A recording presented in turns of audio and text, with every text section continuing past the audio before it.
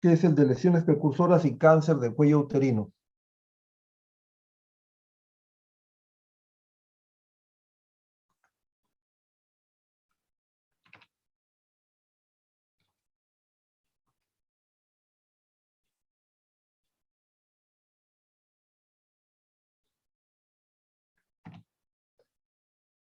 Bien, este es un tema de vital importancia, toda vez de que tiene una implicancia bastante importante en la salud pública del país. Eh, Generalmente los temas de cáncer son temas complicados, áridos y un poco, digamos, difíciles a veces de comprender. Hemos querido presentar una serie de gráficos que nos permitan entender el problema y la magnitud del tema. El tema principalmente es de lesiones precursoras o premalignas de cuello uterino, o en todo caso también vamos a encontrar el tema como lesiones intraepiteliales del tracto genital inferior. En el transcurso de la exposición presentaremos aspectos anatómicos del cuello uterino, tipo de lesiones, terminología que se utiliza en toda la revisión del tema de lesiones precursoras de cáncer de cuello uterino, ver el tema del diagnóstico, cómo vamos a diagnosticar estas lesiones, la evaluación del NIC, de la neoplasia intracervical, y el tratamiento. Quiero comenzar presentando este cuadro de Globocán 2018, en donde nos presenta el número de casos nuevos para el año 2018 en mujeres de todas las edades. En este cuadro podemos observar de que los dos primeros tipos de cáncer, tanto el cáncer de mama como el cáncer cervicuterino, son los cánceres que van a estar en primer lugar en, digamos, la serie de casos de cáncer de cuello uterino que se han suscitado en mujeres para el año 2018. Como vemos, han habido 35.879 nuevos casos ese año 2018 y que de ellos el 30% aproximadamente han sido del total de cánceres en mujeres, han sido cánceres ginecológicos, dentro de ello el cáncer de mama y secundando el cáncer de cuello uterino. En total, en número, 6.985 casos de mama, cáncer de mama, y 4.103 casos de cáncer de cuello uterino, con una alta mortalidad, dado que probablemente ya son catalogados como casos nuevos de cáncer. Si podemos observar esta estadística, esta es totalmente diferente en países como Inglaterra, Canadá, Estados Unidos, porque en estos países digamos, los tipos de cánceres van a ser los principalmente el cáncer de mama, el cáncer colorectal, el endometrio, cáncer de ovario, y recién, digamos, se presenta en estos países el cáncer de cuello uterino, a diferencia de que en el Perú secunda el total de casos. Vamos a recordar la anatomía digamos, del útero y del cuello uterino principalmente para podernos ubicar en contexto. Sabemos que el cuello uterino o el útero en todo caso es un órgano fibromuscular en forma de pera invertida que va a tener en su extremo inferior el cuello del útero. El cuello del útero es un órgano fibromuscular, una estructura cilíndrica, tubular que tiene aproximadamente de 3 a 4 centímetros de longitud, de 3 a 4 centímetros de longitud, digamos con un diámetro de 2.5, 2 centímetros y medio. Podemos observar aquí en la gráfica de que aquí está, digamos, el orificio cervical interno, que inicia esta medida del tamaño de la longitud del cuello uterino, y el orificio cervical externo. Este cuello, digamos, uterino va a estar conformado, revestido por dos partes importantes. Un endocervix, que es, digamos, en la cavidad vaginal, el endocervix, y, digamos, una parte externa que es el exocervix. Es importante, digamos, identificar la parte anatómica y la parte histológica y citológica de este segmento importante del útero, porque allí vamos a, digamos, a revisar durante toda la clase de hoy el tema de lesiones premalignas y cáncer de cuello uterino. El endocervix va a tener un epitelio, va a estar, digamos, revestido por un epitelio columnar, epitelio glandular o cilíndrico, ¿no? Conocido con esos tres nombres, epitelio columnar, o epitelio glandular, o epitelio cilíndrico, que es un epitelio de una sola capa. A diferencia del el exocervix, que va a estar conformado por un epitelio escamoso en esta parte, ¿no? Y obviamente va a haber una, digamos, una zona de unión, que es la unión escamocolumnar. Esta unión escamocolumnar es de vital importancia para, digamos, la revisión de nuestro tema. Aquí tenemos otro gráfico importante en donde podemos ver ya, digamos, la parte del cuello uterino en su contexto. Vamos a ver que el cuello uterino va a estar, digamos, compuesto por tres porciones: una porción supravaginal, una porción vaginal y una porción intravaginal. Lugar donde va, digamos, a tenerse el asentamiento de la lesión que vamos a tratar hoy día. La lesión, también, digamos, la parte intravaginal o la porción intravaginal va a denominarse hocico de Tenca. En el gráfico de la izquierda podemos observar aquí el orificio cervical interno y en la parte externa el orificio cervical externo, el interno y el externo. Aquí tenemos el epitelio columnar, que luego veremos en un corte histológico en todo el trayecto del canal del cuello uterino. Aquí vemos la zona de transformación, que es una zona importante. Aquí esta zona de transformación reviste importancia porque ahí se va a ubicar y se va a sentar digamos, el virus para que, digamos, desarrolle el cáncer del cuello uterino. Va a haber una unión escamocolumnar original, porque esta unión escamocolumnar original va a estar en sus inicios, como veremos en adelante, en la parte interna. Primero en la parte externa se invagina y va a depender, digamos, de la etapa en la cual la mujer va a atravesar. Hay una unión escamocolumnar original y hay una unión escamocolumnar activa, que es importante que se diferencie.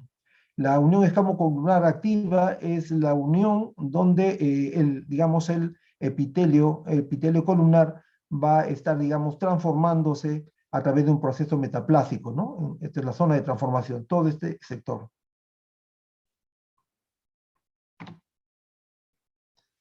En esa unión escamocolumnar se va a desarrollar un proceso metaplásico, ¿no? La metaplasia escamosa va a ser un proceso irreversible. El epitelio cilíndrico va, digamos, a través de una influencia hormonal y algunas características importantes de nivel local, se va a transformar en un epitelio estratificado.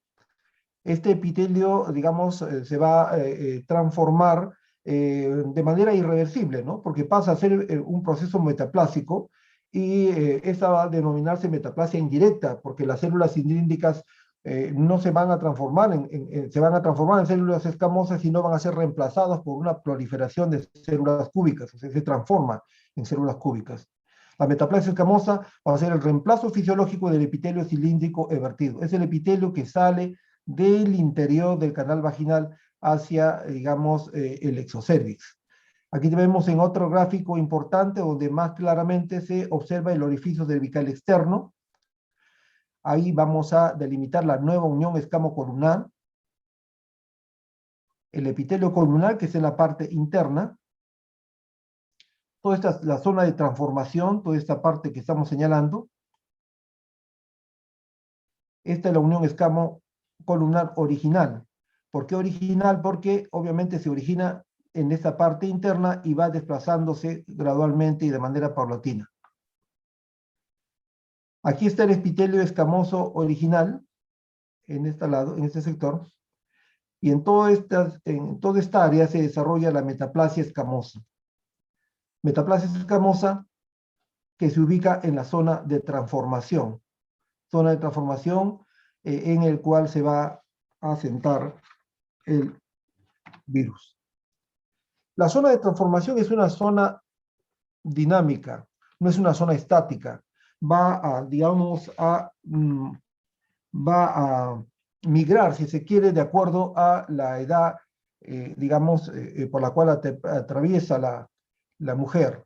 En el caso de la recién nacida, la unión escamocolumnar está ubicada en la parte del exocervix, en la parte externa, como veremos, como estamos señalando. En la etapa de la edad pubertad, en la pubertad, se va a invaginar, se invagina, y nuevamente, por la influencia hormonal, va a hacer de que comience a evertir, se comience, digamos, nuevamente a ubicar hacia el exocervix. Y en la edad fértil, la etapa de la edad fértil, definitivamente lo que hemos visto ya esta etapa, esta zona de transformación, esta unión escamocolumnar está en, digamos, límite y observable muchas veces en, digamos, el orificio cervical externo, para que en la edad de la menopausia nuevamente se invagine y ingrese hacia el canal vaginal. Este detalle, digamos, de la evolución y migración de la zona escamocolumnar es importante, toda vez que, por ejemplo, para la toma de la muestra de Papa Nicolau en las pacientes en la etapa del climaterio, en la etapa de la menopausia, va a ser totalmente, digamos, complicada y compleja, porque podemos tener algún tipo de lesión a ese nivel, pero no vamos a poder identificar porque se encuentra en una zona, digamos, invaginada. La unión escamocolumnar va a ser el área del tejido que cambia por estimulación hormonal, como hemos dicho, principalmente la estimulación estrogénica. Ahí vamos a ver principalmente estos cambios importantes en la pubertad, en el embarazo, en la menopausia. Ya habíamos dicho también que en el neonato, en la recién nacida, se va a ubicar en el exocervix, ¿no? En la menarquia, la producción de estrógenos provoca que el epitelio vaginal se llene de glucógeno, y los lactobacilos existentes en, digamos, la cavidad vaginal va a, digamos, actuar sobre el glucógeno para, digamos, disminuir el pH, siendo un pH ácido, y estimulando para que se realice el proceso metaplásico.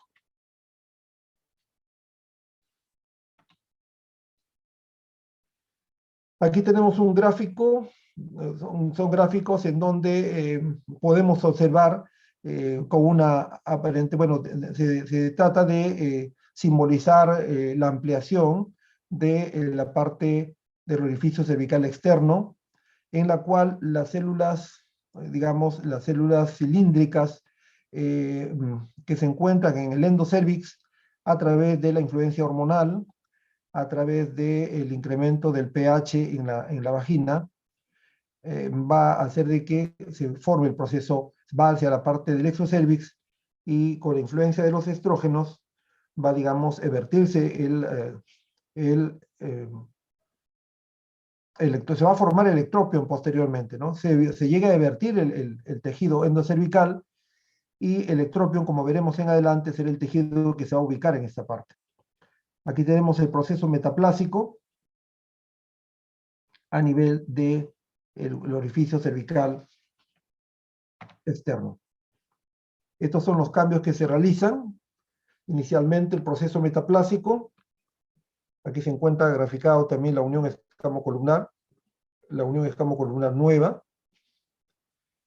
Luego, aquí llega, es el gráfico también de la llegada del virus, del papilomavirus, hacia la zona de, digamos, de la metaplasia, y va a comenzar a formar la transformación, digamos, de los tejidos. Este es el gráfico de la presentación del papilomavirus. Aquí tenemos el corte histológico de la capa cilíndrica del endocervix. Y aquí una manifestación del papilomavirus cuando un determinado tipo y cepa de papilomavirus produce los condilomas, ¿no? Son tipos de condilomas que se presentan en la vagina.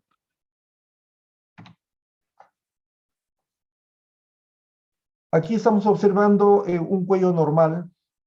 Un cuello normal, habíamos dicho que inicialmente, aquí se ve, esto no es una inflamación, esto es, digamos, el ectropion que es el tejido, digamos, endocervical, el tejido endocervical que llega a evertirse y que se presenta y pronuncia en esta zona el orificio cervical el externo, este es el orificio cervical externo, y aquí en el borde del ectropio es el borde de, digamos, de la zona de transformación. Aquí comienza la zona de transformación hacia este lugar, es el lugar donde se asienta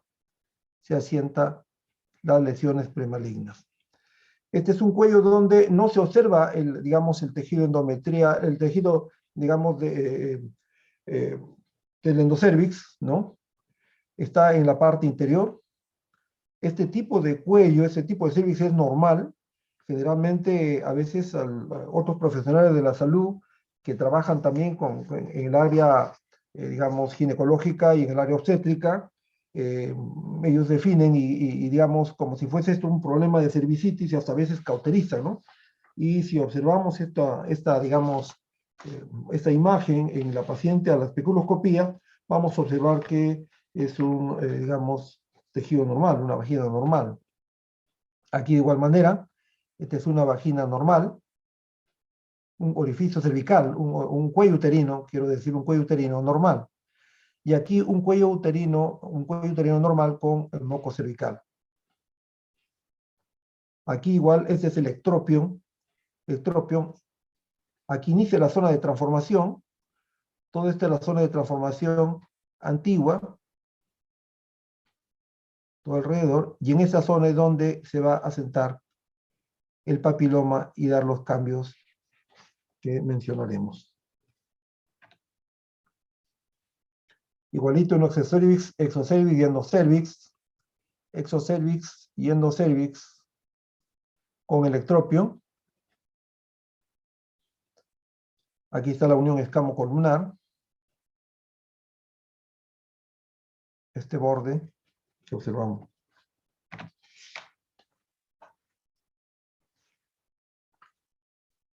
Las lesiones premalignas, ¿cómo se van a presentar las lesiones premalignas y cuál va a ser la historia natural de la infección del PVH? La infección por PVH es una infección muy difundida, muy, digamos,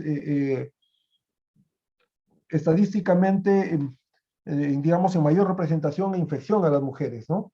Realmente se dice que un 70% de mujeres en algún momento de su vida van a infectarse por VIH. Actualmente hay un 10% de prevalencia y se considera que es la infección de transmisión sexual más difundida en el mundo, ¿no? Más que el HIV, más que sífilis, más que otras infecciones. Esta es la infección más, digamos, difundida digamos que se presenta a nivel de las mujeres. Generalmente el papilomavirus va a infectar a través de la relación sexual o a través también, digamos, de contacto de mucosas, ¿no? No solamente se describe y menciona de que la relación sexual puede producir la infección por papilomavirus. También la contaminación de, digamos, secreciones puede llevar a que la mujer pueda contaminarse, pueda infectarse de papilomavirus. Ese papilomavirus ingresa al cuello uterino, produce la infección.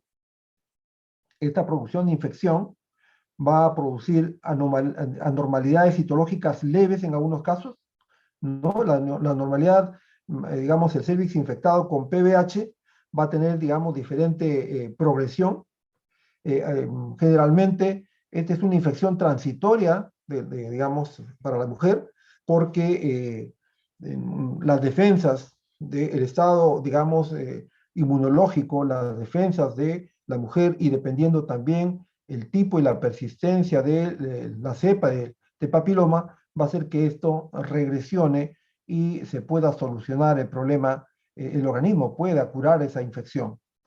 Va a haber casos de mujeres que puedan tener una cepa de virus, que ya vamos a conocer las agresivas, ¿no?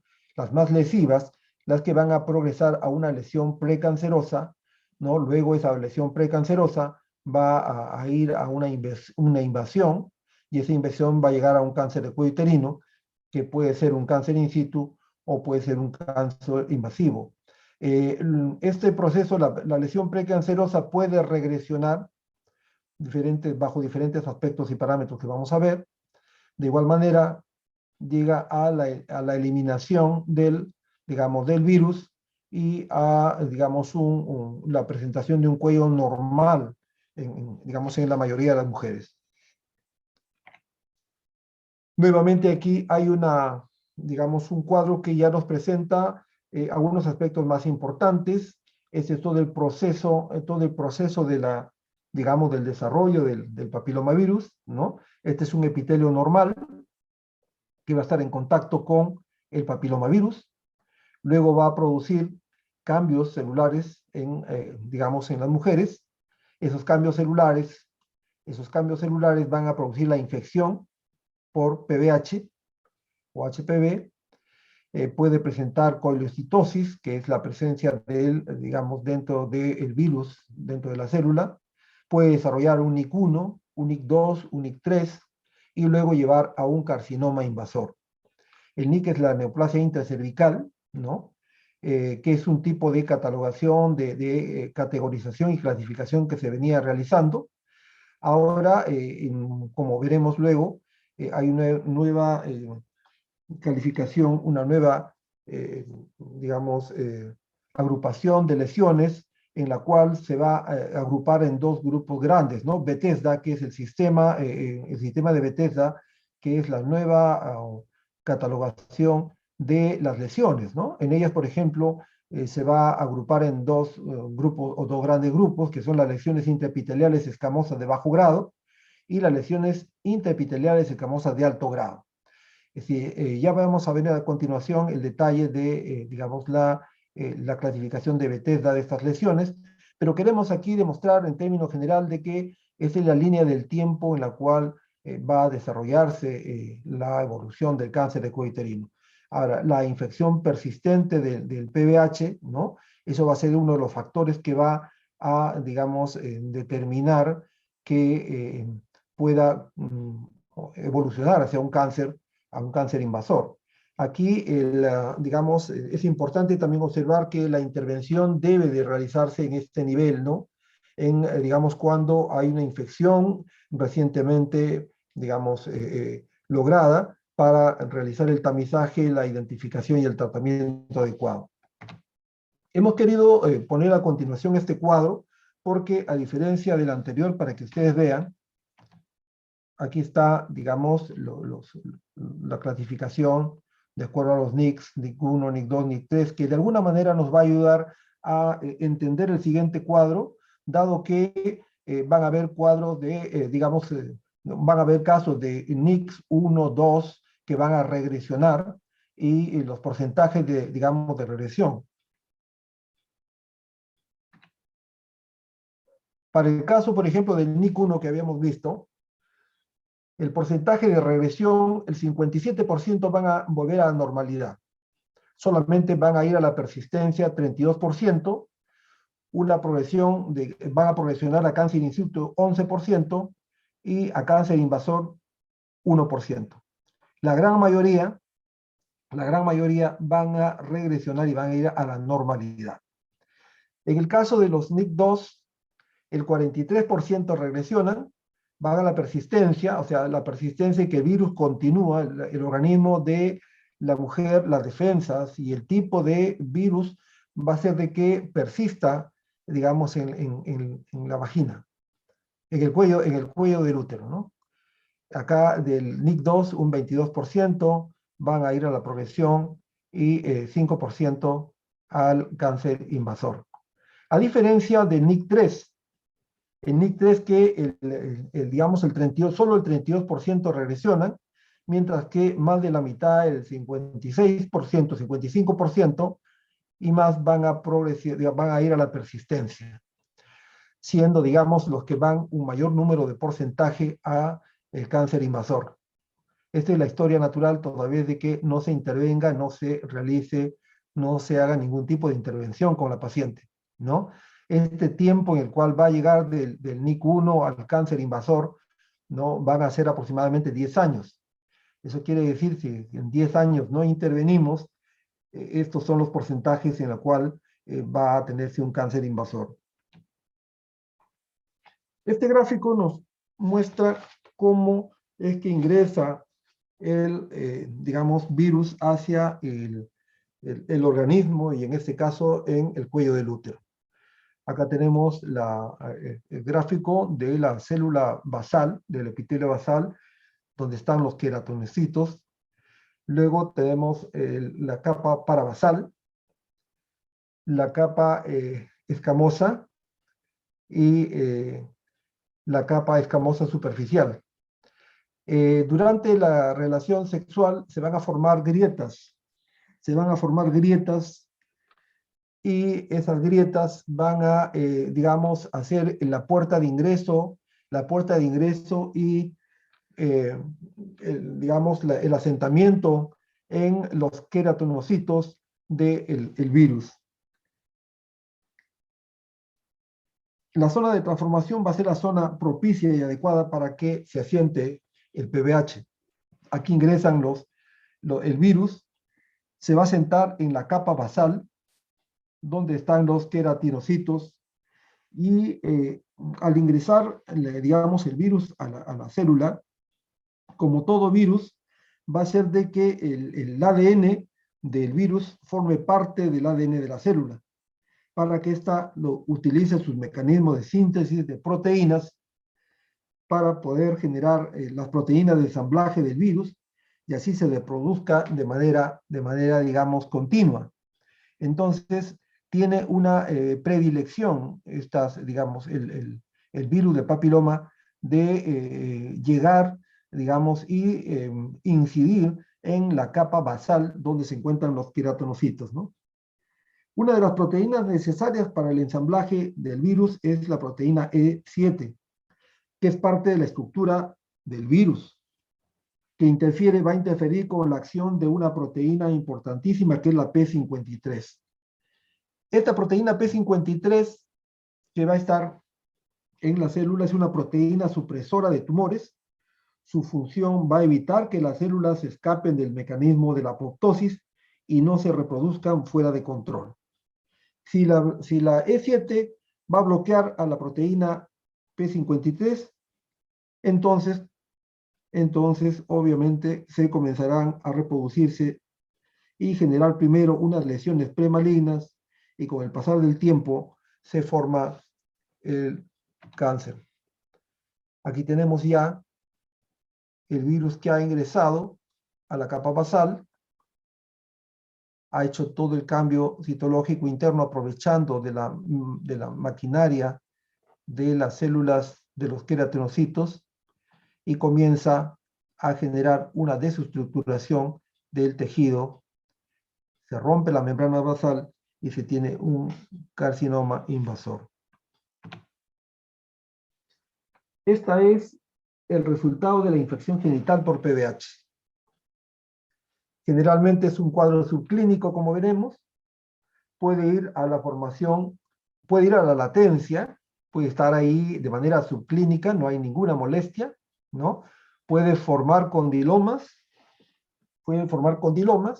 dependiendo del tipo digamos, de tipo de virus, de la cepa de virus, como también puede ir a una neoplasia intracervical, ¿no? Una neoplasia intracervical.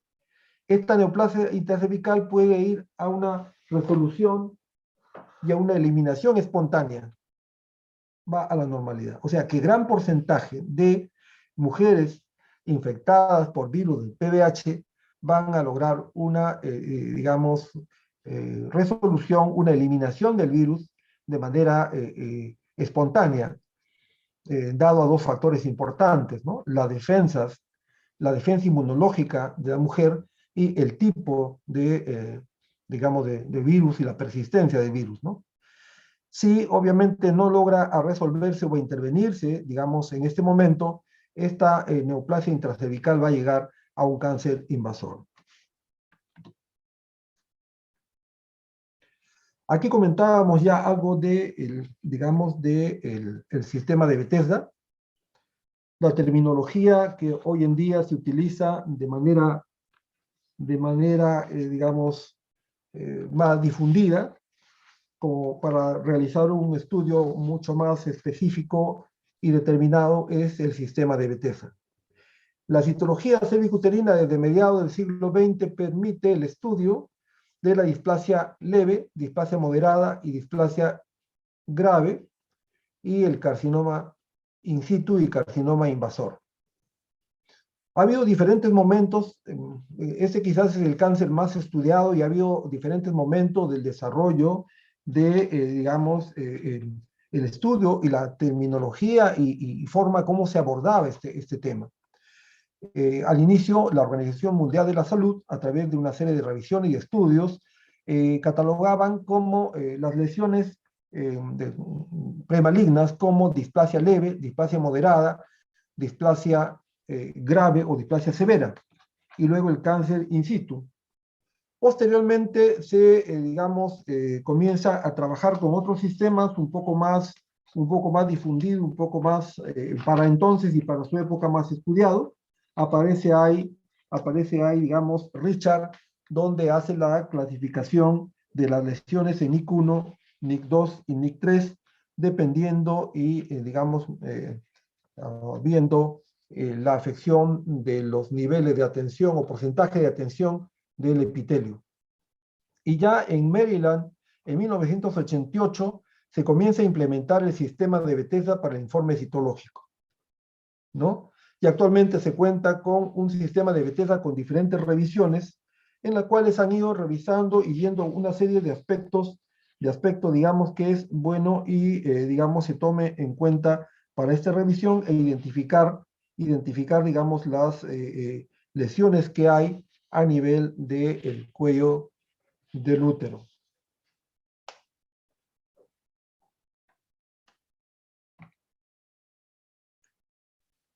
El tipo de lesiones que desarrolla el sistema de Bethesda es básicamente orientado a catalogar en lesiones intraepiteliales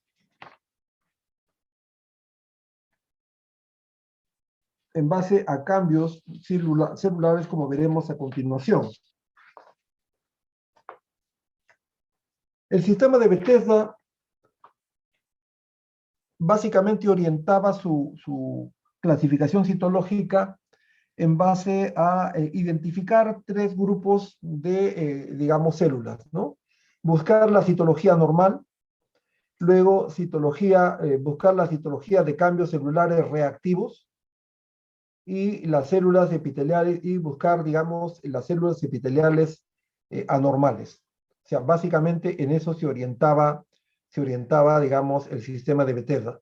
Porque este estudio de Bethesda está en base a un estudio citológico, porque en realidad el tema de realizar biopsias era todo un proceso mucho más complejo, tomaba más tiempo, ¿no? Y para hacer trabajos masivos frente al problema también masivo de salud pública a nivel, digamos, ¿no? De diferentes partes de los países, la idea era tener un sistema mucho más práctico, que solamente a través de un estudio citológico se pueda tener una clasificación de cambios normales y anormales en el cuello del útero.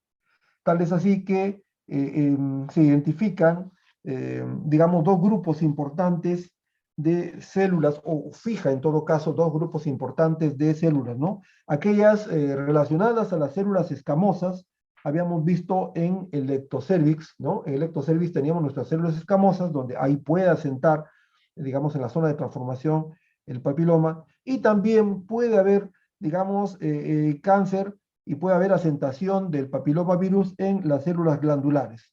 Entonces, Bethesda, digamos que es el sistema de informe citológico, determina que las lesiones escamosas con potencial premaligno se van a clasificar en esas tres categorías, ¿no? En células escamosas atípicas, lesiones intraepiteliales escamosas de grado bajo, y lesiones intraepiteliales escamosas de alto grado.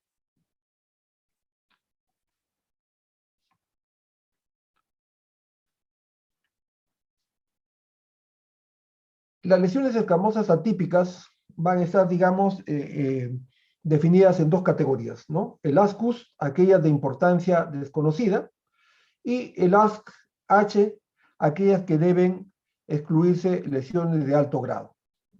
Las lesiones intraepiteliales escamosas de bajo grado van a incluir el NIC1, que anteriormente se denominaba displasia leve, van a incluir también los cambios de PBH denominados atipia coilocítica, y las lesiones intraepiteliales escamosas de alto grado van a incluir a los NIC2 y al NIC3. El NIC2, ¿no? La displasia moderada, y la displasia severa o grave, el NIC3. La terminología de ABUS o células glandulares atípicas de importancia determinada caracteriza la neoplasia glandular no escamosa originada en el cuello uterino.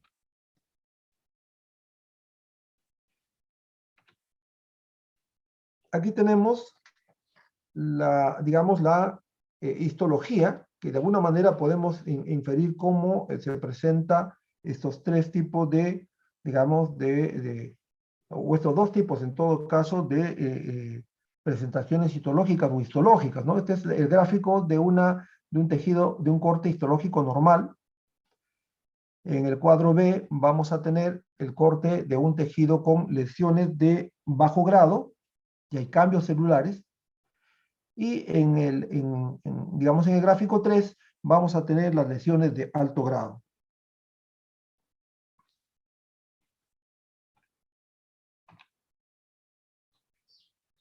Estas son las características de las células, o sea, en ese estudio citológico se va a observar dos grandes grupos, como hemos dicho, y van a identificar lo que hemos manifestado, ¿no? Las diferentes características de las células. Y en la célula, digamos, en un informe citológico de las lesiones intraepiteliales escamosas de bajo grado, ¿no? El grupo de bajo grado, donde están lo que hemos dicho, ¿no? El NIC1, donde están la displasia leve, ¿no? Y las infecciones por PBH, se van a encontrar que hay células dispuestas, sueltas o en sábanas, alteraciones nucleares que afectan a las células maduras, tamaño de los núcleos al menos 3 veces el de una célula intermedia, cierta variación en el tamaño y la forma de los núcleos, bi o multinucleaciones, hipercromasia, digamos, del núcleo o núcleo desdibujado, contorno nuclear bien visible o desdibujado, bordes celulares netos, halo claro perinuclear con alteraciones nucleares.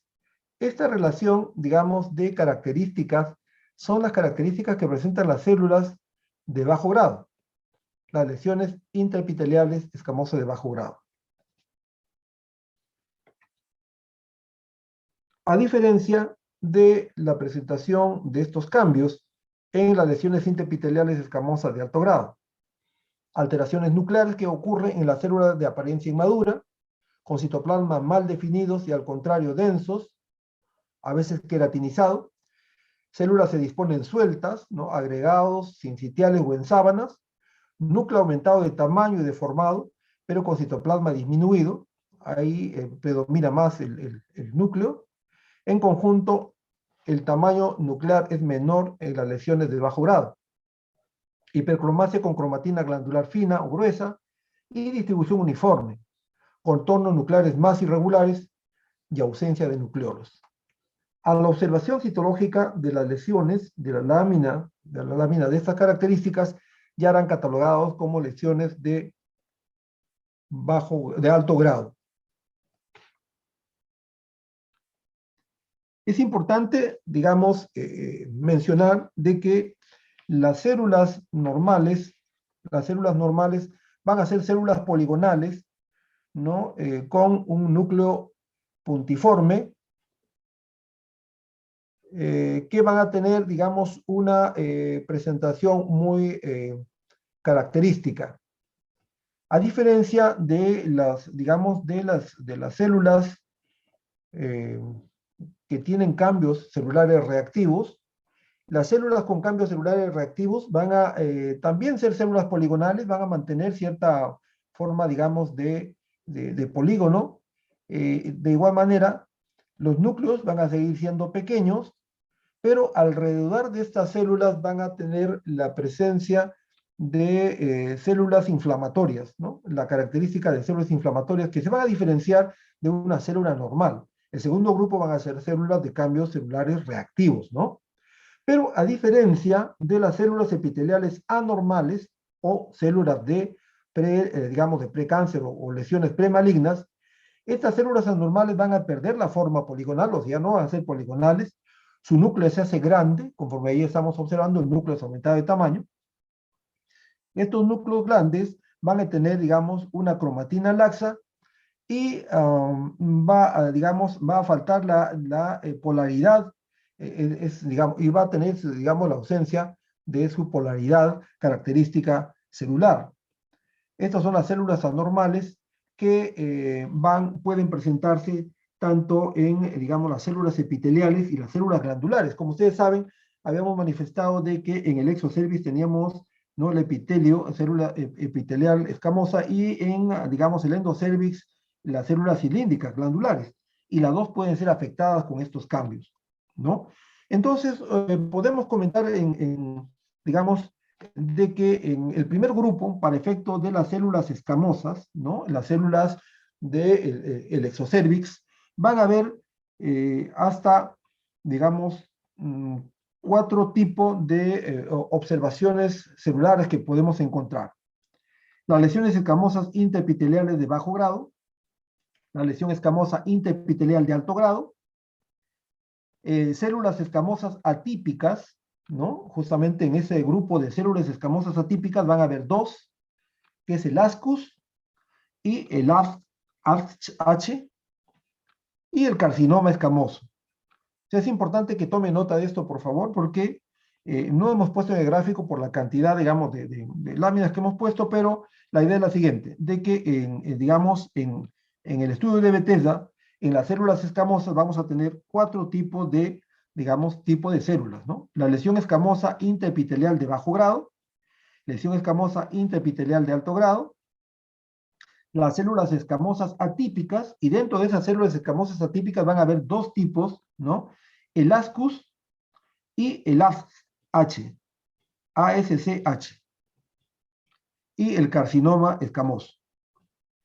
Pero ya para el grupo de las células del endocervix, que habíamos dicho son células glandulares, ¿no?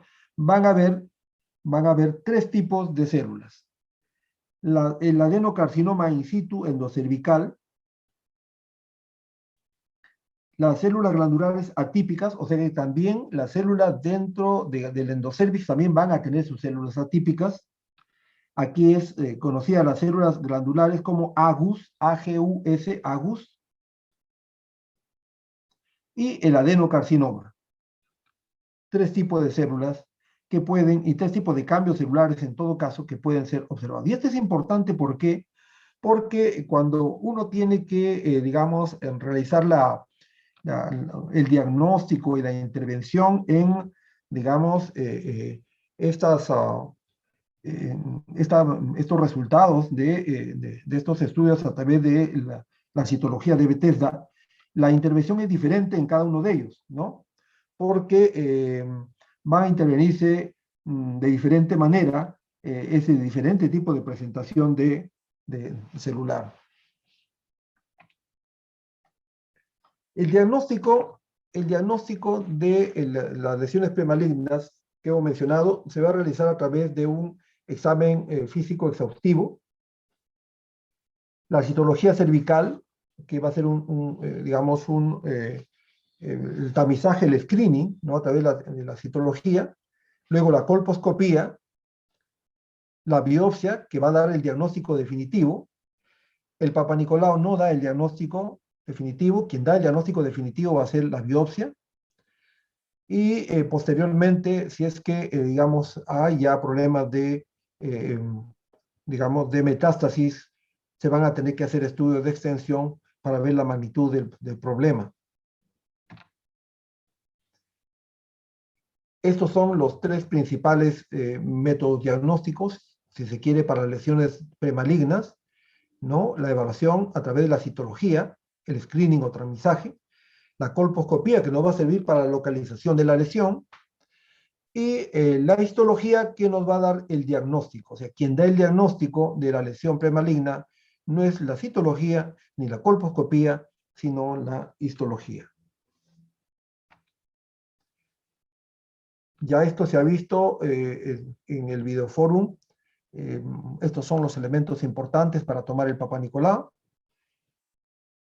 Se tiene la espátula de aire, que anteriormente se utilizaba y se utiliza hasta ahora la espátula de aire y un hisopo. Luego un citocepillo, y este citobrush, que es, digamos, un elemento mucho más importante, porque imagínense, este dispositivo, esta forma de presentación nos va a permitir tomar una buena muestra en, digamos, el endocervix. Y las láminas correspondientes que deben estar debidamente rotuladas.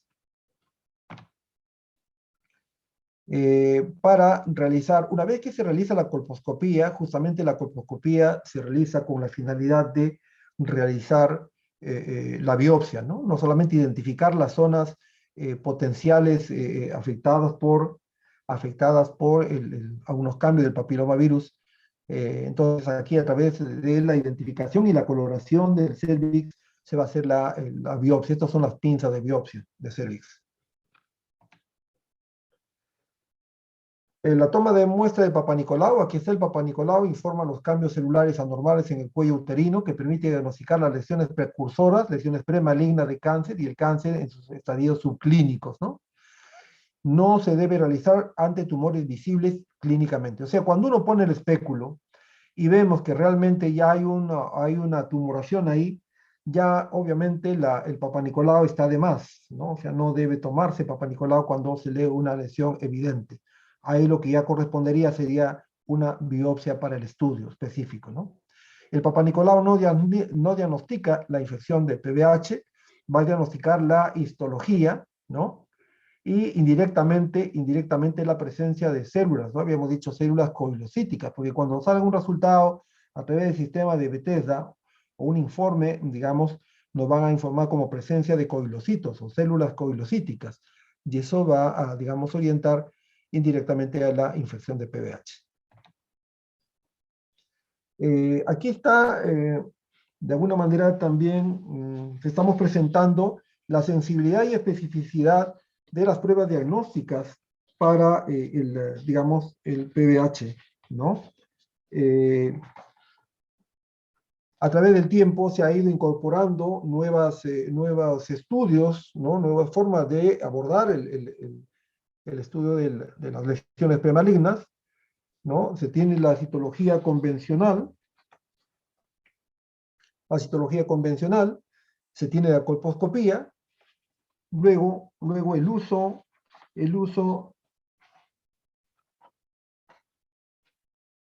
de el test, digamos, de dosaje de identificación del el genotipo del virus, ¿no? El genotipo del virus. Generalmente el estudio, el test de genotipo de PVH va a dar una sensibilidad alta, ¿no? Que de 96.6 de sensibilidad, también una alta especificidad en comparación digamos, juntando estos dos tipos estas dos características, ¿no? De importancia. El problema es el costo, ¿no? Al igual que el PCR, ¿no? De igual manera también la identificación del genotipo, que nos va a permitir una alta especificidad. A diferencia de la citología convencional, o sea, el Papa Nicolau, tiene una sensibilidad de 51%, pero una especificidad de 98%, ¿no? La colposcopía aquí va a depender, digamos, del operador, y definitivamente bien realizada tiene una sensibilidad del 95% y una especificidad del 63%. Ahora, ¿en qué momento se toma digamos, el Papa Nicolau? En Papa Nicolau se hace, digamos, el estudio respectivo con la finalidad de identificar las lesiones, ¿no? Generalmente el Papa Nicolau debe ser cada 3 años hoy en día, ¿no? Y debe ser cada 3 años, pero a partir de los 21 años en adelante, mayor de 21 años.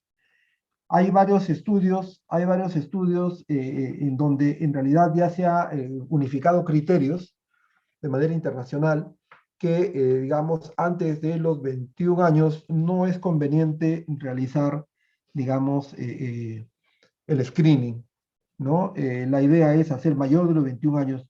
De 21 años a 29 años, la citología debe hacerse cada 3 años. Habíamos dicho por qué no se hace antes de los 21 años, así ha iniciado su relación sexual, digamos, a temprana edad, porque hemos dicho de que el estado inmunológico, así sea una cepa, digamos, agresiva, el estado inmunológico de la mujer va a ser de que pueda eh, eh, autolimitar el desarrollo del virus y va a eliminar, digamos, va a eliminar el virus de su organismo. Por lo tanto, antes de los 21 años, al tener todas estas características, no es conveniente del punto de vista de manejo masivo, manejo general en nuestros pacientes, iniciar el tamizaje. Pero sí, a partir de los 21 años hasta los 29, la idea es, digamos, tomar cada 3 años, no es anual, sino cada 3 años. ¿Y por qué cada 3 años? Porque se da 2 años para que teóricamente al tener la paciente, digamos, la infección, 2 años se cure y en el tercer año se evalúe, digamos, la persistencia. Porque uno de los problemas digamos, de estas lesiones premalignas va a depender del tipo también y de la cepa digamos, del papilomavirus. Porque si es una cepa que es agresiva y las defensas están bajas en la mujer, bajo diferentes factores de riesgo que también comentaremos, va a ser de que se desarrolle, digamos, se desarrolle las lesiones y progresen a cáncer in situ y cáncer invasor.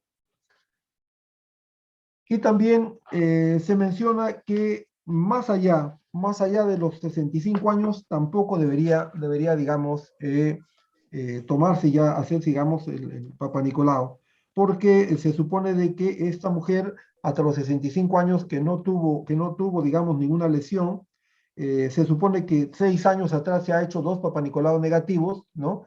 Y esos Papa Nicolau negativos va a ser de que sean lo suficientes para poder digamos, estudiar un tema de probable cáncer, porque la eventualidad de que a los 65 años tenga cambios de algunas conductas sexuales, digamos, se pueda infectar de papilomavirus es poco probable, ¿no? Estadísticamente poco significativo, y aún así, de hacer una infección a los 65 años o contaminarse con, digamos, con el papilomavirus, va a tener que pasar 10 años para que haga enfermedad y a 65 años le sumamos 10 años, serían 75. Ya sería una edad también no apropiada para el manejo digamos, para el manejo o tratamiento de cáncer, ¿no? Por lo tanto, también, digamos, se recomienda que más allá de los 65 años se debe descontinuar según las condiciones, ¿no? El inicio va a depender, como digo, digamos, el Papa Nicolau, el inicio, frecuencia y cese del tamizaje estarán sujetas a características individuales, ¿no? Principalmente lo que hemos dado, los parámetros son parámetros, digamos, para el manejo masivo de la población, digamos, en organizaciones, en instituciones. La evaluación del NIC que habíamos dicho, también, digamos, hay una catalogación a través de los famosos NICs, ¿no? O sea, la clasificación de Richard. Richard clasifica, digamos, en NIC 1, NIC 2 y NIC 3, pero esto no es suficiente la clasificación. Hemos dicho que ya hemos avanzado una clasificación mayor, que es a través de las lesiones de alto grado y bajo grado, ¿no? Y las lesiones, digamos, de mayor estudio. El tratamiento de los NICs van a tener, digamos, diferentes formas de intervenir, va a depender del estadio y del tipo. Hay métodos ablativos o destructivos, ¿no? La crioterapia, los métodos ablativos destructivos, la crioterapia, la vaporización con láser, la electrofulguración, los métodos escisionales con el cono LIP, con el láser y cono frío, con el cono frío, ¿no? O el cono, o a través del bisturí, es el cono frío, ¿no? A través de la intervención quirúrgica. Los resultados terapéuticos de ambos métodos en pacientes seleccionados han presentado tasas de curaciones similares, ¿no? La tasa de fracaso terapéutico oscila entre 5 a 15%. Esto va a depender la tasa, digamos, de éxito terapéutico a la identificación y a la, digamos, diagnóstico adecuado citológico e histológico. Tenemos aquí la prevención primaria. La prevención primaria va a estar dada por la educación sanitaria.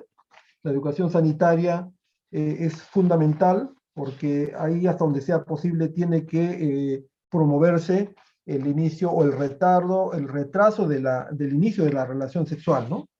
Uno de los problemas del inicio temprano o la precocidad de la relación sexual, que es antes de los 19 años, esto también es un factor de riesgo para el inicio de cáncer de cuello uterino o presentación de lesiones premalignas y hacer cáncer de cuello uterino. ¿Por qué?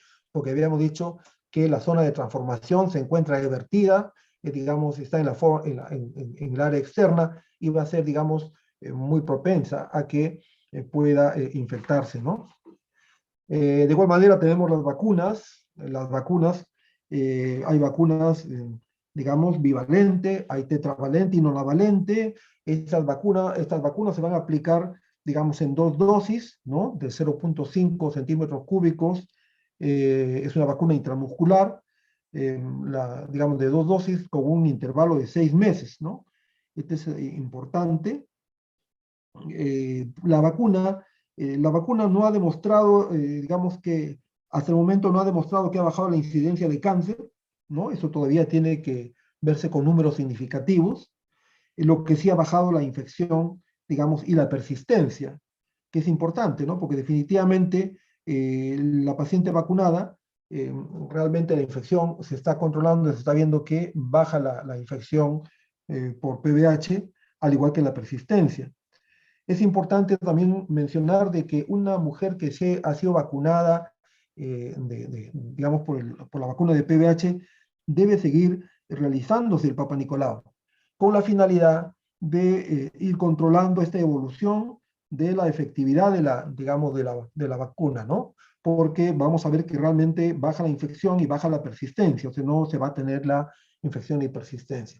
Las vacunas han logrado un impacto tan importante en la reducción de la mortalidad. Eso sí, en otros países donde en realidad está mucho más difundido la vacunación por PVH, ha quedado demostrado que la mortalidad ha ido descendiendo.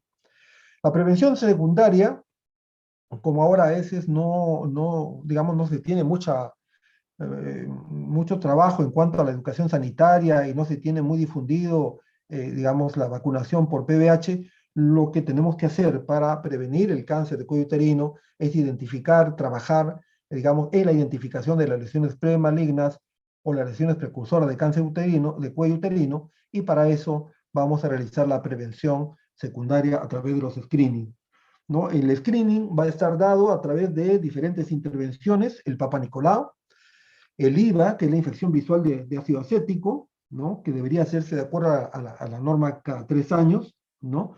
Y la tipificación del genotipo, que es cada 5 años. O sea, en realidad hay que ver, digamos, qué tipo de genes, de qué tipo de genotipo se tiene de PVH para ir conociendo, digamos, el, el caso, ¿no? Y ver una intervención adecuada. Es importante de que se tome en cuenta esto porque acá tiene que verse mucho en relación a costos, porque la tipificación va a ser un costo mayor a través de los diferentes test existentes y de a poco se está tratando de incorporar en el sector salud, que es el sector que maneja la población de manera mayoritaria, este tipo de screening. Aquí hacen unos datos de la vacuna de PVH. Ha sido desarrollado bajo ingeniería genética, ¿no? Bajo técnicas de ADN recombinante. La proteína L1, que es importante también, que es la más inmunogénica, es la proteína que tiene digamos, el virus y que ahí de manera, digamos, lo han tratado a través de ingeniería genética, y esta proteína es la que es la base para la, digamos, fabricación, ¿no? Síntesis de la vacuna.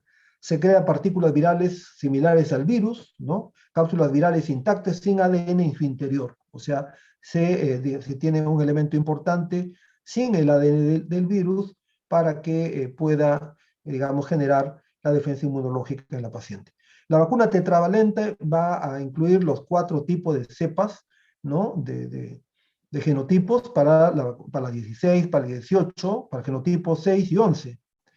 La vacuna bivalente, digamos que protege contra la cepa 16 y 18. La cepa nonavalente, que todavía no está accesible en el país, la 16, 18, la 6, la 11, la 31, 33, 45, 52 y 58.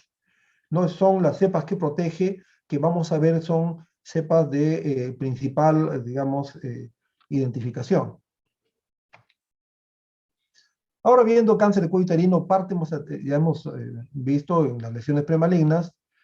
En el tema del cáncer de cuello uterino veremos algunas características, la incidencia, factores de riesgo, el cuadro clínico, la clasificación, el diagnóstico y el tratamiento.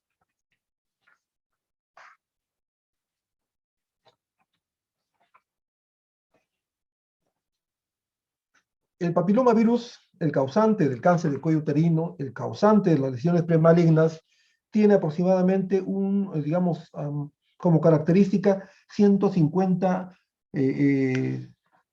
subtipos, o sea, serotipos o genotipos, ¿no? 150. 30 de ellos infectan al tracto genital inferior, 30 de ellos. Los números diversos que vamos a ver y los que veíamos, digamos, la cobertura de las vacunas, justamente son los serotipos o genotipos más característicos, ¿no? Se menciona de que el PBH es una causa necesaria, pero no suficiente para cáncer de cuello uterino. ¿Por qué se dice que es en causa necesaria, pero no suficiente?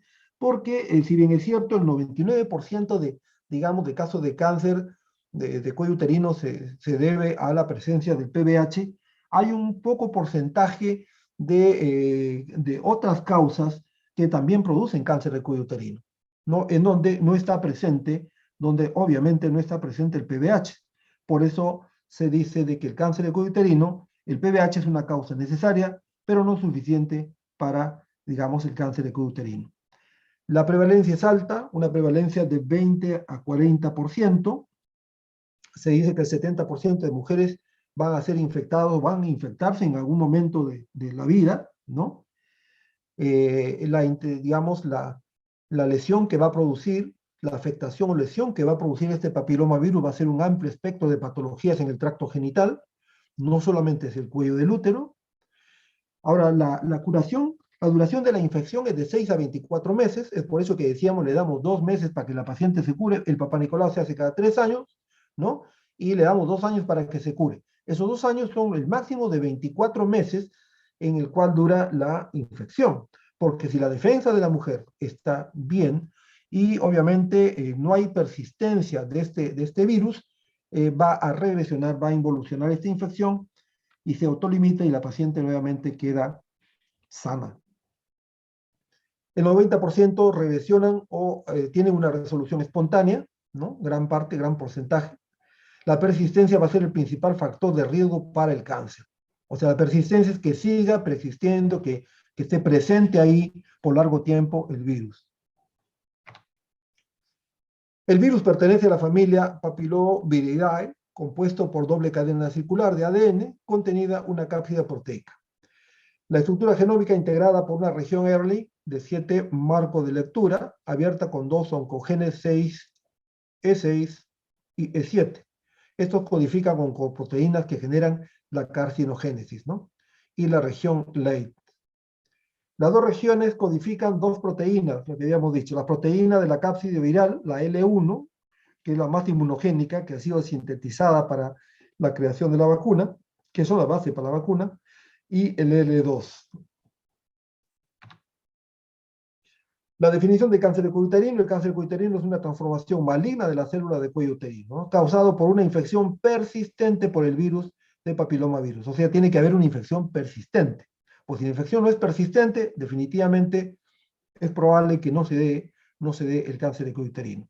Es un virus de alto riesgo oncogénico, porque van a haber virus de alto riesgo y bajo riesgo oncogénico, como veremos.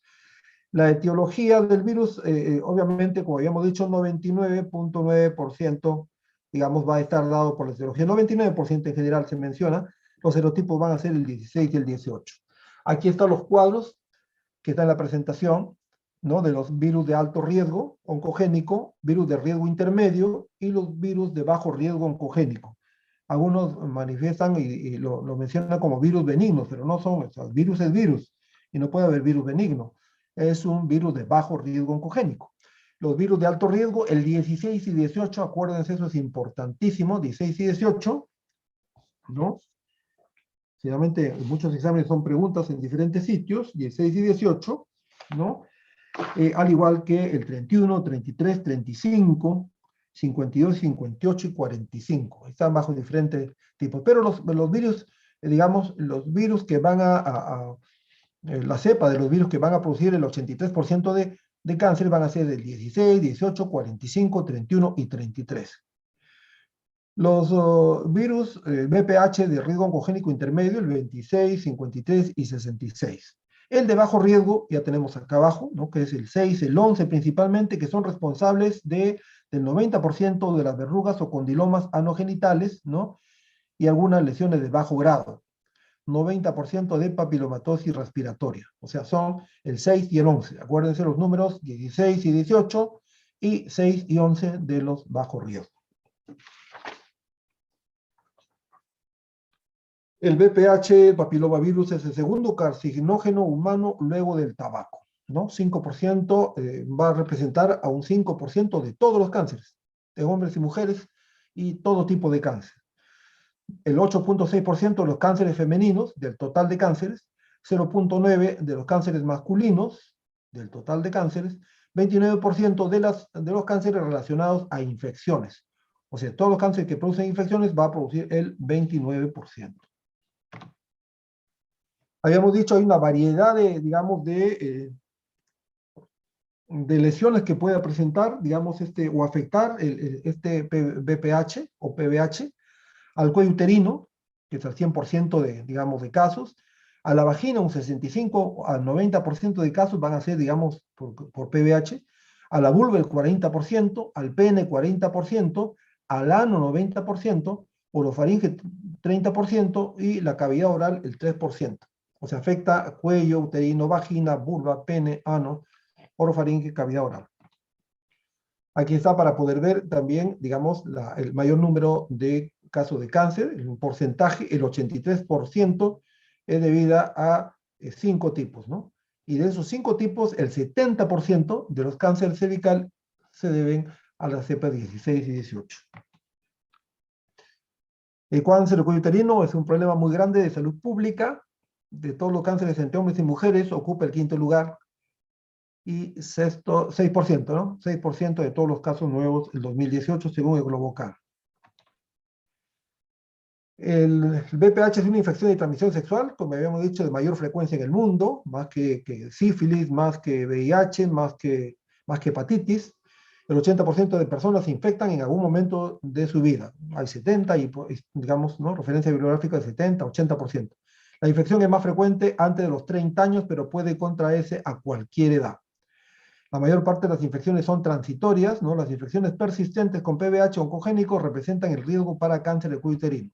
O sea, el riesgo de cáncer de cuello uterino es la persistencia del VPH o PVH. Factores de riesgo en la infección genital por PVH, que esté presente, conductas sexuales de riesgo, edad temprana de inicio de relación sexual, número de parejas, la inmunosupresión crónica, pacientes con VIH también, ¿no? Requieren en ellas sí, quizás recordar y comentar de que en ellas requiere los papanicolaos más frecuentes, ¿no? El primer año debería hacerse un papanicolao a una paciente con VIH cada 6 meses y lo siguiente cada año, a diferencia de la población normal que debe hacerse cada 3 años el papanicolao. Paciente trasplantada también porque obviamente reciben tratamiento inmunosupresor y digamos las bajas defensas hace de que puedan ser tributarias de infección. Problemas socioeconómicos, la multiparidad, la pobreza, la desnutrición crónica, todo esto englobado en, digamos, los bajos en niveles socioeconómicos, bajos ingresos, y también en la pésima sistema de salud que no acceden a estas personas con estos descartes y tamizajes y screening oportunos. El tabaco, los anticonceptivos hormonales, la contaminación de la madre a su hijo durante el parto vaginal, ¿no? Que es otro dato importante que debe tomarse en cuenta. También se comenta en algunos trabajos de investigación aspectos genéticos, ¿no? Hija de madre con cáncer de cervix tiene el doble de riesgo de hacer cáncer de cervix. Eso todavía está en estudio, probablemente hay un factor también genético que hace de que pueda haber mayor propensión de infección. El cáncer de cuello uterino y cuadro clínico. El cuadro clínico, generalmente la gran mayoría de casos es asintomático, por eso es importante el screening en personas normales.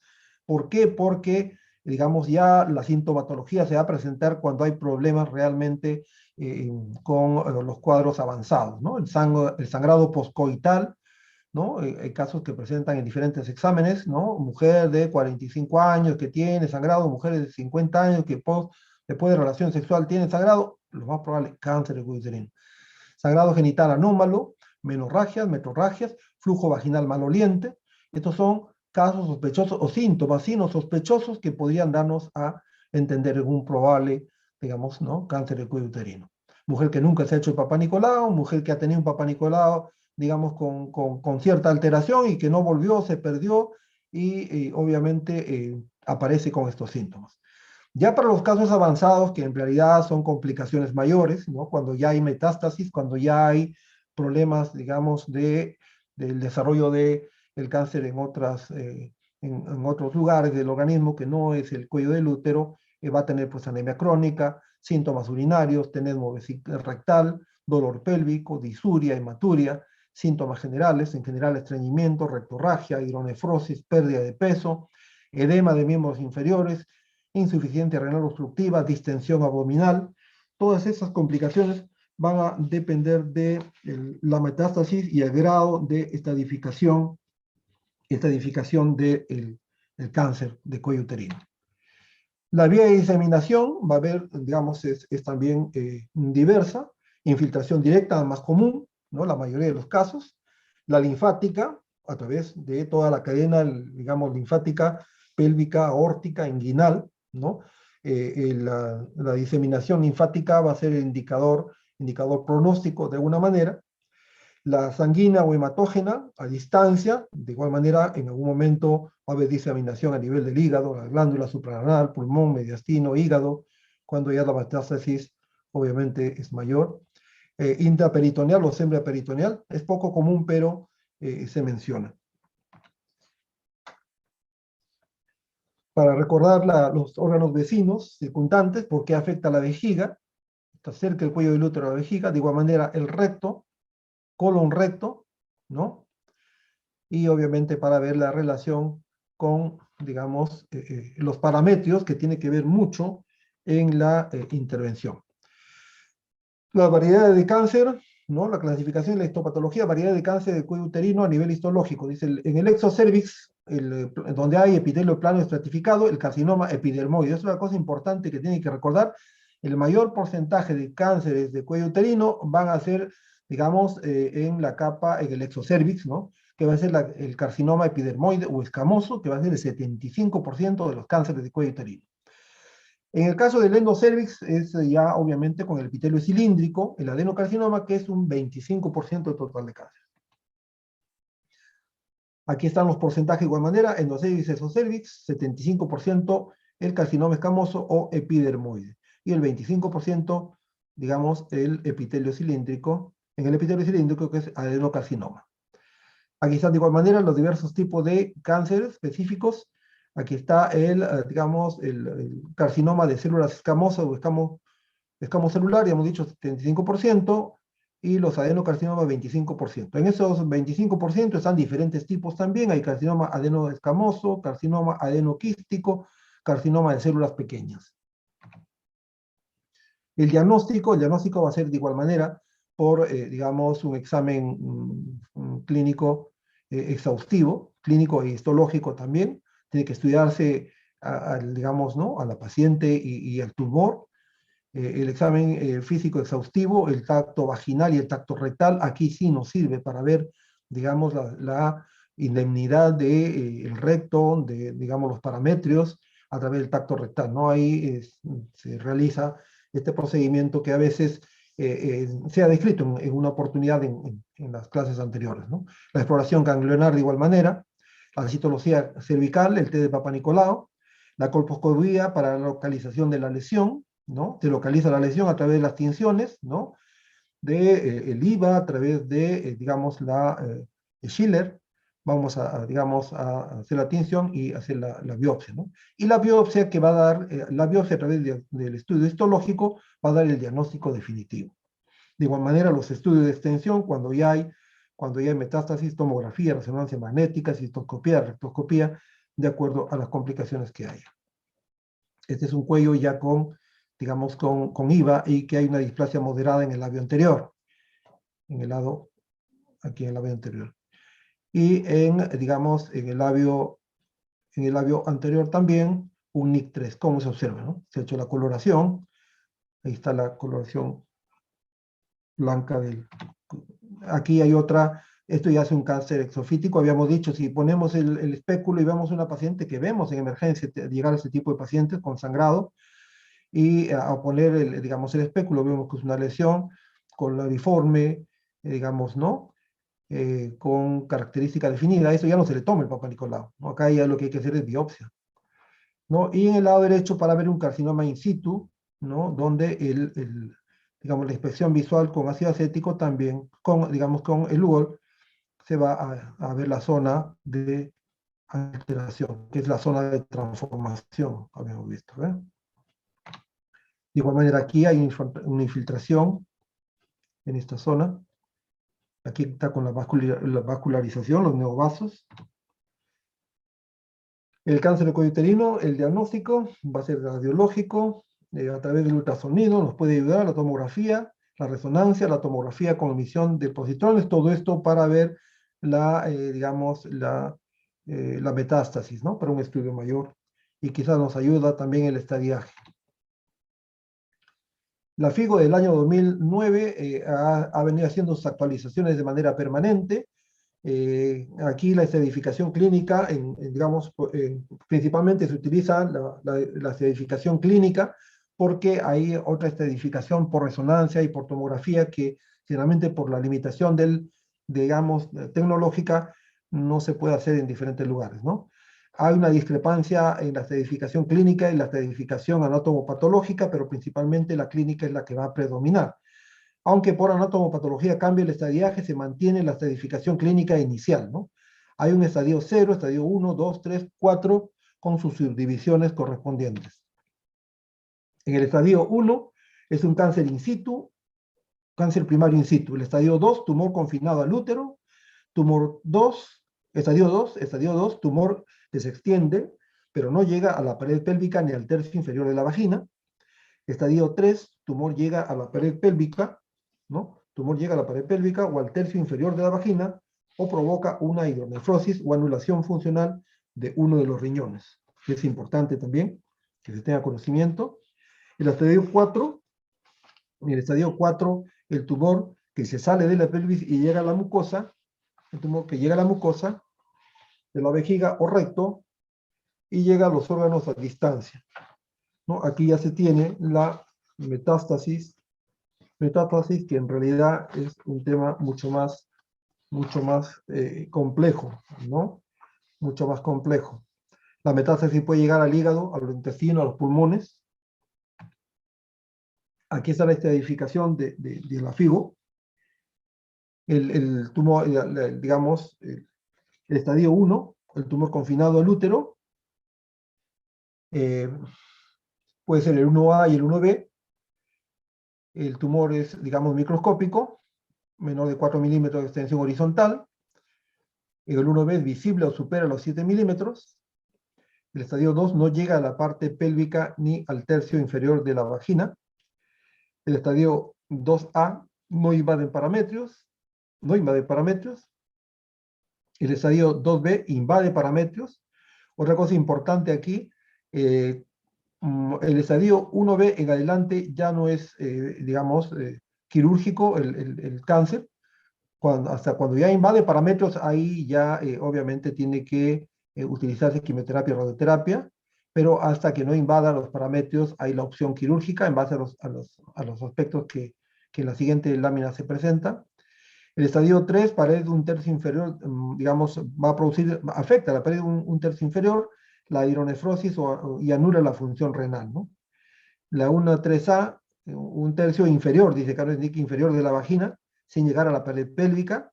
El 3B sí llega a la pared pélvica y va a producir hidronefrosis o anula el riñón. Y como hemos dicho, el estadio 4, ¿no? Digamos, fuera de la pelvis o la mucosa de la vejiga y el recto, ¿no? Aquí el estadio 1-4A, extensión a órganos adyacentes, y el estadio 4B, extensión a órganos de distancia con metástasis, ¿no? Aquí hay una subclasificación todavía, habla de tamaño de, digamos, de tumores. Acá hay invasión de parametrios. Aquí ya está en gráfico, para que tengan una idea más rápida. Carcinoma in situ, limitado al cuello uterino.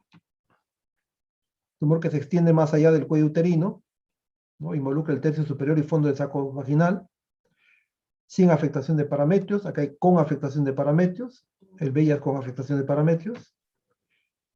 El 3A, afectación del tercio inferior de la vagina y a los parametrios. Y agarra parametrios ahí. 3B, tumor se extiende a la pared lateral de la pelvis a través de los parametrios y produce hidronefrosis y ya, digamos, hay compresión ureteral. Este es el 4, ¿no? Estadificación de cáncer del cuello uterino. Metástasis cerebro, pulmón, hígado, ganglios, hueso. El tratamiento del cáncer uterino va a depender del estadio, del tamaño del tumor, de la edad de la paciente, del estado de salud de la paciente, del deseo genésico. Van a haber pacientes que probablemente sean nulíparas y si es que es pertinente, bajo determinadas consideraciones, podría darse, digamos, un tratamiento ciertamente conservador hasta cierto aspecto. Casos de contraindicación también, van a haber diversos. En los quirúrgicos se prefería el tratamiento quirúrgico hasta que esté contraindicado. Ya hemos dicho, eso va a estar contraindicado mientras no afecte parámetros, ¿no? Y cuando se requiera conservar la fertilidad también. Radioterapia, cuando la quirúrgica no pueda realizarse, ¿no? Cuando el tumor es localmente muy avanzado, cuando después de haber realizado el tratamiento quirúrgico hay tejido residual. Anteriormente se decía radioterapia o quimioterapia, ahora sí es, de estos últimos años, es radioterapia y quimioterapia de manera integrada, junta. La quimioterapia cuando el tumor es localmente muy avanzado, ahora es quimio y radio. Los tratamientos quirúrgicos, conización, traquelectomía, o sea, digamos, sacar el cuello del útero en su totalidad, conización, el cono frío característico, la histerectomía total simple, histerectomía radical. Aquí están el tratamiento quirúrgico en 1A1, conización o histerectomía total simple, 1A2, 1B1, 2A1, traquelectomía o histerectomía radical con linfadectomía, y 1B2, 2A2 en adelante, radioterapia más no quimioterapia, y radioterapia más quimioterapia. La etapa clínica temprana. Doctor, disculpe que le interrumpa. Queda menos de un minuto para poder terminar la clase. Perfecto, ahorita terminamos con esto. Ok, gracias. Aquí está la tipificación. Quizás para terminar este dato importante, todo tumor de cervix es operable hasta los 4 centímetros. Cuando supera los 4 no es operable. Y que luego ya decíamos, un tumor invade los parámetros, ¿no? Cuando invade los parámetros, deja de ser quirúrgico. Estos son los factores protectores: sexualidad responsable, los screenings, la vacuna, no al cigarrillo, el uso de preservativos y estilo de vida saludable. Eso sería, digamos, el tema. Es largo, es engorroso, pero bueno, espero que haya quedado unos datos importantes para, digamos, ¿no?, el conocimiento de ustedes. ¿Habrá una pregunta o algún comentario?